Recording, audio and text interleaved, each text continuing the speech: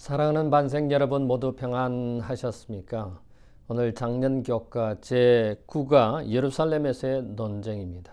예수님과 종교 지도자들의 논쟁, 예루살렘 성에서 어떤 일이 일어났었는지를 오늘 마가를 통해서 11장, 마가복음 11장에 또 12장의 앞부분 조금 포함해서 함께 살펴보도록 하겠습니다. 제8가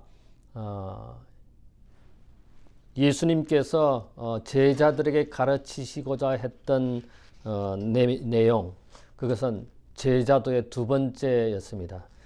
예수님께서 제자들에게 너희에게 영광만 있을 것이 아니라 고난도 함께 너희가 내가 마실 잔을 마실 수 있느냐라고 질문을 하심으로써 제자들이 깨닫기를 바라셨습니다. 예수님께서 드디어 이제 예루살렘 성에 입성하셨습니다. 오늘은 제9가 예루살렘에서의 그 종교 지도자들과 함께 논쟁을 벌이는 모습을 마가를 통해서 우리가 살펴볼 터인데요. 어떤 내용으로 제자들과 또 종교 지도자들과 논쟁을 벌였는지를 살펴보겠습니다. 기억절 말씀입니다. 마가복음 11장 25절에 서서 기도할 때 아무에게나 혐의가 있거든 용서하라.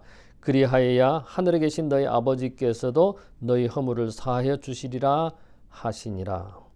마가복음 2장과 3장에 있어서 예수님과 종교 지도자들 사이에 논쟁이 있었습니다. 예를 들어서 중풍병자를 죄사함을 부여했는데 무슨 권위로 당신 예수가 죄사함을 주느냐, 누구의 권위냐, 무슨 권위냐, 사람의 권위냐, 하늘에서 왔느냐, 이런 것들을 질문하는 것. 그 다음에 두 번째로 안식일에 예수님의 제자들이 이삭을 잘라 먹은 것, 그 다음에 또 중풍병자를 병자를 고치는 안식일에 병 고치는 것에 대해서 이 종교 지도자들이 문제를 삼았습니다. 안식일은 아무 일도 하지 아니하고 매매하지도 아니하고 그런 안식일을 정확히 지켜야 함에도 불구하고 예수님의 제자들이 이삭을 따서 비벼서 먹은 그것이 노동했다 이렇게 주장을 하시고, 또 예수님께서 병자를 안식일에 고친 것, 이 안식일을 범한 것이 아니냐 이렇게 논쟁이 벌어졌습니다. 그 다음에 또 귀신을 쫓아낸 것에 대해서 종교 지도자들이 문제를 삼았습니다. 혹시 당신 귀신이 아니냐? 귀신이 귀신을 근데 예수님께서는 어떻게 귀신이 귀신을 쫓아내느냐 이렇게 답한 내용을 봅니다. 그 다음에 어머니와 형제들이 찾아왔을 때 누가 내 모친이요, 내 형제요, 내 자매인가, 누이인가 이렇게 예수님께서 말씀하시면서 하늘의 뜻을, 아버지의 뜻을 행하는 자가 내 어머니고 내 형제고 내 누이다 이렇게 말씀하셨습니다. 즉 예수님께서 제자들에게 가르치시고자 했던 것은 실제로 눈으로 보는 것뿐만 아니라 그 너머에 있는 율법의 정신, 성경의 그 말씀, 그 근본을 제자들이 또 종교 지도자들이 깨닫기를 바랬습니다마는 잘 깨닫지 못했죠. 오늘은 드디어 예루살렘 성에 입성하는 예수님의 모습을 우리가 생각해 볼 수 있습니다. 우리가 잘 알듯이 예수님께서 예루살렘 성에 입성할 때 호산나라고 외쳤습니다. 이 호산나가 무슨 뜻입니까? 호산나 이렇게 하는 것은 이제 구원하소서라고 하는 원래 의미가 있었지만은 나중에 이것이 하나님을 찬양한다 뭐 그런 뜻으로 의미가 바뀌었죠. 근데 예수님은 이런 함성을 들으면서 예루살렘 성에 입성하셨는데 일반적으로 우리는 이걸 갖다 승리의 입성이라고 말합니다만은 마가복음 11장 앞부분에 보면은 예수님께서 예루살렘 성에 들어가시기 전에 나귀 새끼를 그 앞마을에 가서 데리고 오라고 그렇게 제자들에게 부탁을 합니다. 근데 나귀 새끼를 타는 거하고 말을 타는 거하고 어떻게 틀리냐? 사실 나귀 새끼는, 나귀를 탄다고 하는 것은 평화의 시대 때 왕이 타는 것을 말하는 것이고 전쟁을 할 때는 말을 탑니다. 그러면 왜 새끼를 탔느냐? 아무도 타보지 않는 그 새끼, 나귀 새끼, 어린 나귀를 예수님께서는 타셨는데 이것은 예수님의 겸손하신 모습을 제자들에게, 우리에게 가르쳐 주시기 위한 모본이 아니었나 이렇게 우리가 생각을 해볼 수 있습니다. 마가복음 11장 1절부터 11절에 보면은 나귀 새끼를 데리고 왔을 때 예수님의 제자들이 그 안장에 자기 겉옷을 깔고 예수님이 타시도록 했고, 그 다음에 그 바닥의 길도 자기들의 겉옷을 벗어서 바닥에다 깔고, 그 다음에 나뭇가지들을 잘라서 예수님의 그 나귀가 가는 그 길을 준비했다고 하는 그런 내용이 나옵니다. 스가랴 9장 9절부터 10절에 보면 내 왕이 내게서 임하사, 드디어 예수님이 탄생하기 전에 500년 전에 예언한 그 예언이 성취되는 순간입니다. 왜 그러면 예수님께서는 나귀 새끼를 타시고 또 예언한 그 내용이 우리가 좀 이해하지 못할 부분들이 있습니다. 왜 새끼를 타고 왜 어린 나귀를 탔느냐, 뭐 이런 등등을 우리가 생각해 볼 수 있습니다만은 왜 나귀 새끼를 저 앞마을에 가서 데리고 오라고 그랬는가? 그 주인이 왜 새끼를 가져가느냐, 내 나귀를 가져가느냐, 이렇게 질문할 수도 있지 않습니까? 남의 것을 가져갈 수도 있는데 주께서 서시겠다고 하면은 허락할 것이다라고 했는데, 이런 내용은 예수님께서 하나님의 아들로서 구주로서 메시아로서 우리에게 오셨다고 하는 메시아의 능력, 구주의 능력, 하나님의 능력이 아닌가 하는 생각이 듭니다. 다시 말해서 그런 과정을 통해서 하나님의 아들을 나타내는 것이라고는 생각이 듭니다. 제가 아까 말씀드렸듯이 나귀를 탄 것은 평화의 때에 왕이 나귀를 타고 간다. 그래서 이 백성들 중에 지도자들은 혹은 유대인들은 제자들은 예수님이 드디어 이제 유대의 왕이 된다, 로마의 속국으로부터 벗어나는 왕이 된다, 이렇게 해서 아주 흥분했었습니다. 이스라엘의 왕이 오심을 예언한 500년 전에 예언한, 예수님이 탄생하기 500년 전에 예언한 그 스가랴 9장 9절로부터 10절에 있는 말씀이 이루어지는 것을 우리는 확인하게 됩니다. 사실은 예루살렘 성이라고 하는 것은 여기 이 교과 저자도 이야기를 했습니다마는 100만 제곱미터 평방에 15만 평방 제곱미터의 성의 크기입니다. 그러니까 굉장한 성의 크기입니다. 그 예루살렘 성에 예수님께서 들어오셨다가 그 다음에 다시 나갔다가 다시 또 들어오는 그런 과정을 반복합니다. 예수님이 하나님의 아들이라고 하는 것을 확신시켜 주기 위해서 나귀 새끼를 데려오라고 제자들에게 명령하시고, 그 다음에 그 주인이 허락하시는 그런 것들을 보게 된 것입니다. 사실은 제자들은 자기들의 욕망, 뭡니까? 내가 오른쪽 왼쪽, 내가 높은 주위에 예수님이 왕이 되면은 내가 어떤 자리를 차지하냐, 이런 욕망 때문에 예수님께서 하신 말씀을 제대로 다 깨닫지 못한 서글픔이 있습니다.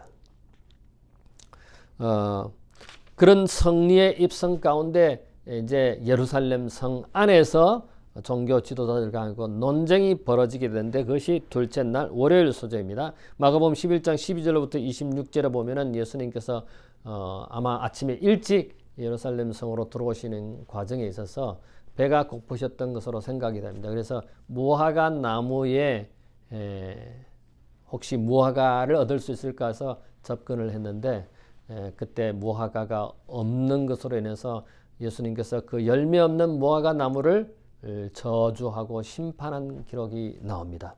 많은 사람들은, 일부 사람들은 예수님께서 그 무화과 나무를 만났을 때는 3월이다. 그러므로 3월은 무화과 열매가 없는 시기인데 왜 때가 이르지 아니하였다고 말하고, 왜 잘못된 때에 그 열매가 없는 그 시절에 무화과 나무를 저주할 수 있느냐. 보통 일반적으로 무화과는 6월 달에 나옵니다. 그래서 3월에 예수님께서 그 무화과 나무를 무화과 열매가 없음을 저주하셨다고 하는데 잘못된 거 아니냐. 근데 실질적으로 그 무화과 나뭇잎이 나올 때에 그 무화과에 해당되는 조그만 열매가 나온답니다. 그래서 그 나무의 열매가 나중에는 무화과 열매가 되는데, 그 먼저 나온 실질적으로 3월 달에는 열매가 없지만은 그 열매를 맺기 위한 그게 보이지 않았다고 하는 것입니다. 그래서 예수님께서는 이 열매 없는 무화과 나무를 저주한 사건을 우리는 보게 됩니다.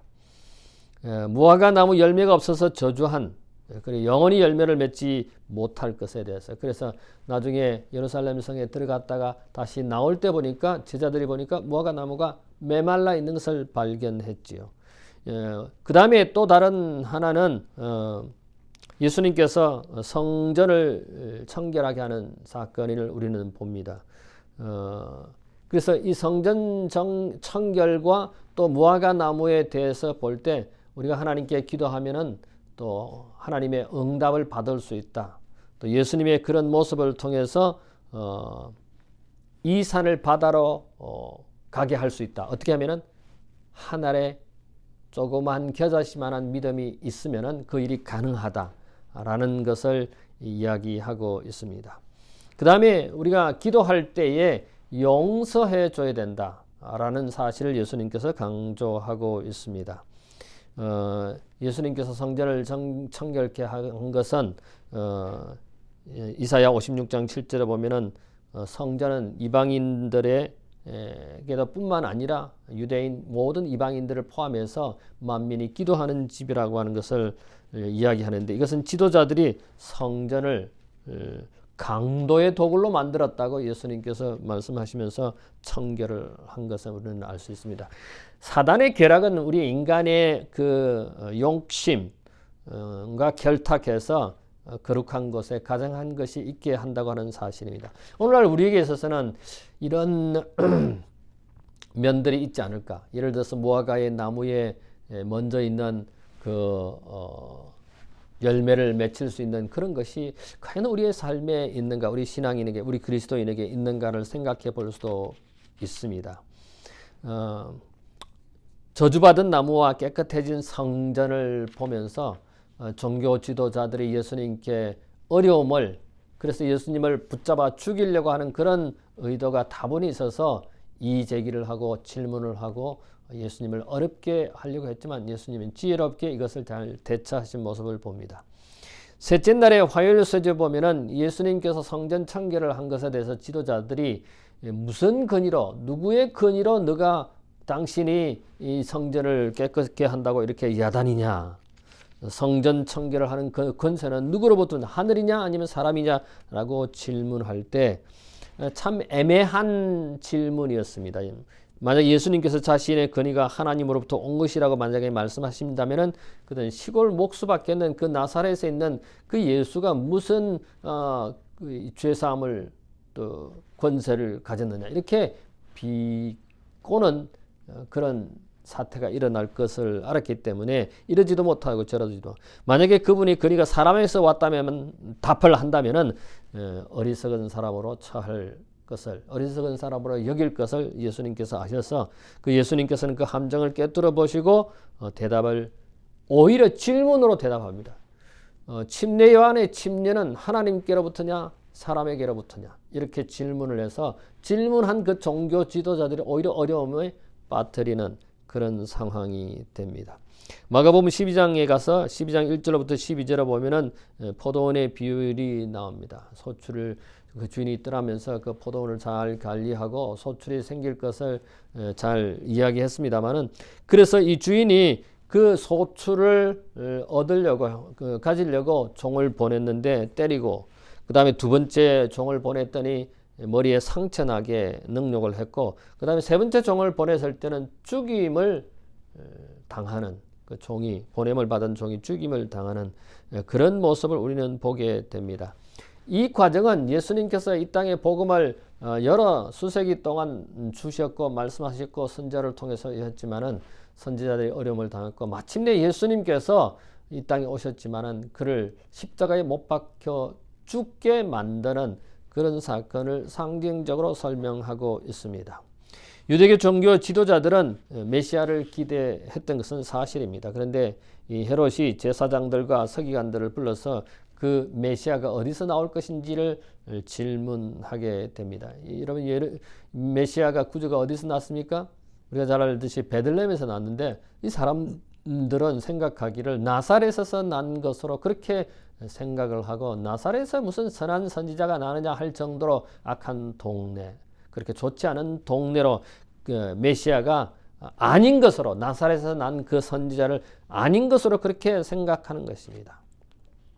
그들의 선입감이 얼마나 무서웠는지 우리는 이 일을 통해서 알 수 있습니다. 그래서 우리는 우리 자신이 종교인인가 신앙인인가 생각해 볼 필요가 있습니다. 그 다음에 넷째 날에 가서는 이 땅의 의무와 하늘의 상급에 대해서 마가복음 12장 13절로 27절에 있는 말씀입니다.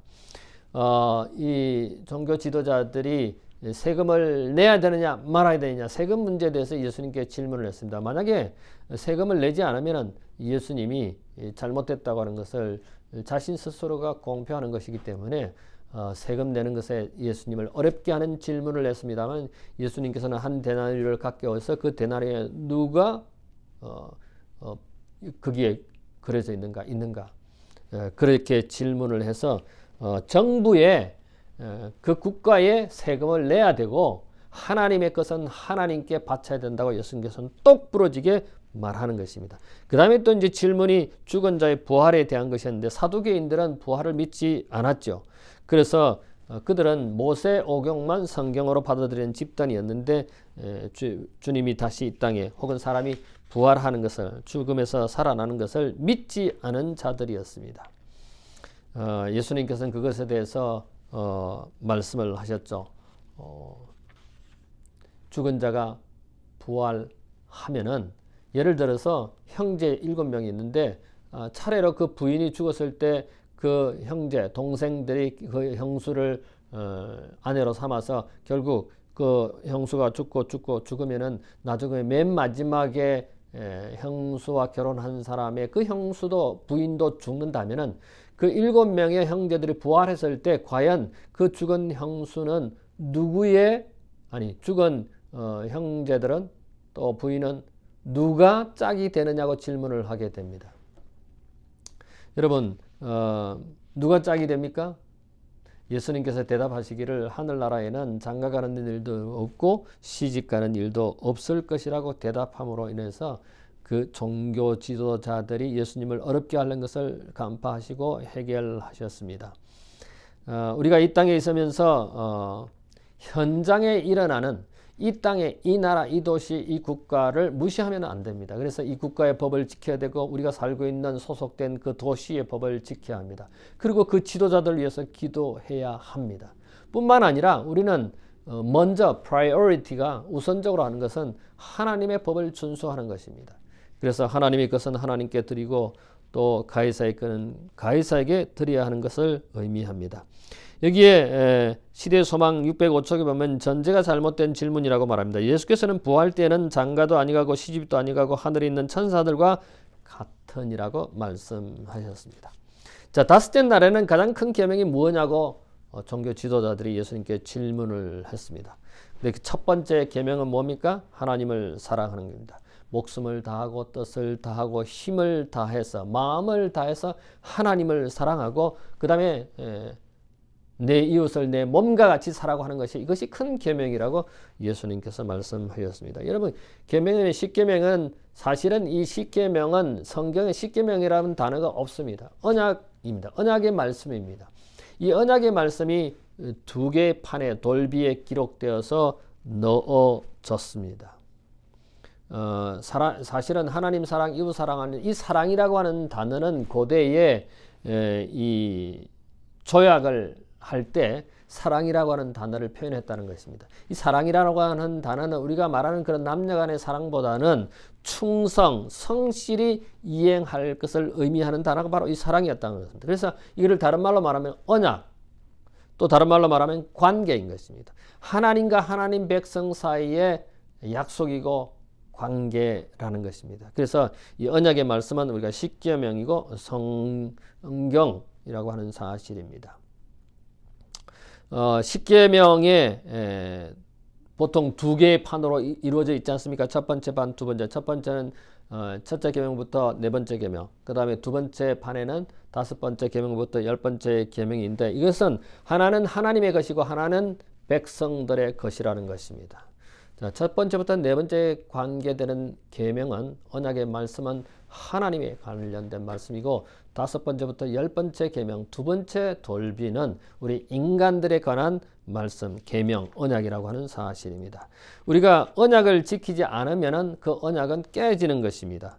또 하나님의 독생자가 죽기까지 우리를 사랑하신 것을 보면은 그 사랑의 언약, 사랑의 관계가, 사랑의 약속이 얼마나 중요하다는 것을 압니다. 우리가 하나님의 자녀로서 하나님을 예수님처럼 그렇게 사랑해야 되지 않느냐. 이 계명은 사랑이라면은, 언약이라면은, 관계라면은, 약속이라면은 우리도 하나님과 하나님 백성 사이의 표로서 하나님께서 말씀하신 그 말씀대로, 계명대로 지켜야 되지 않나, 이렇게 생각을 해 봅니다. 자, 시대의 소망 64장 우리 운명 지어진 백성, 65장 다시 성전을 정결하게 하심, 66장 논장을 읽어보시게 되기를 바랍니다. 자, 이 맨 마지막 센텐스 보면은 하나님은 당신을 섬긴다고 공언하면서 당신의 영광에 합당한 아무런 열매 맺지 않는 자보다 드러나게 죄를 저지르는 죄인의 죄가 오히려 가볍다고 선언하신다. 우리가 눈에 보이는 그 죄보다 눈에 보이지 않는 죄가 더 무겁다고 하는 사실을 영감의 글은 우리에게 말하고 있습니다. 자, 오늘 우리는 예루살렘에서의 논쟁, 종교 지도자들과 예수님과의 논쟁을 살펴보았습니다.